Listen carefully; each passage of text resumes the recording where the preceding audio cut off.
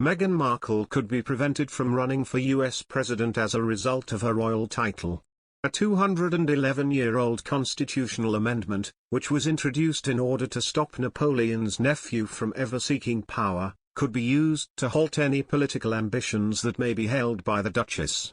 The 1810 tweak to the Constitution is called the Titles of Nobility Amendment and states that anyone who accepts, claims, receives or retains a title of nobility bestowed by a foreign power may not hold federal office.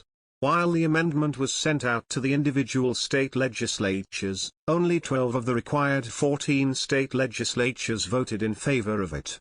However, the amendment was never thrown out and has remained on the table for more than 2 centuries. Speaking to The Telegraph, constitutional experts said that the previous 12 votes are likely to still count, meaning that only 26 further states' approval would be needed for the amendment to pass. The introduction of the amendment followed the marriage of Napoleon Bonaparte's younger brother Jerome to American socialite Elizabeth Betsy Patterson. This caused speculation that their son might run for office and that the US would be subsumed into the French Empire. Meanwhile, US constitutional expert Mark Tushnet told Express.co.uk that keeping her titles could be politically damaging for the Duchess, should she decide to run for office. The Harvard professor said, as a practical matter, though, she'd have to renounce her titles to run.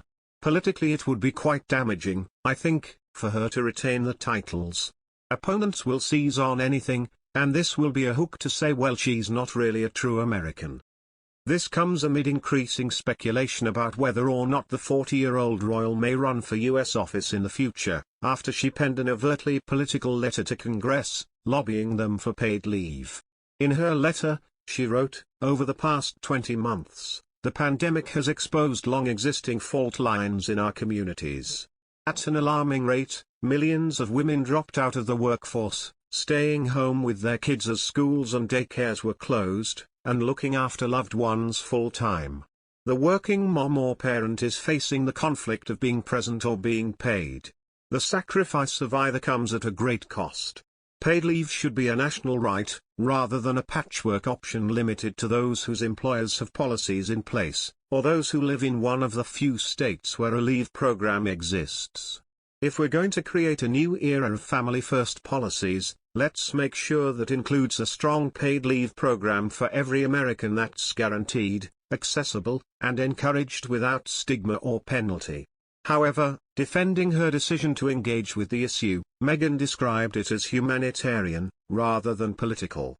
Speaking to the New York Times Deal book, she said, "Look, there's certainly a precedent among my husband's family and the royal family of not having any involvement in politics. I mean, paid leave, from my standpoint, is just a humanitarian issue.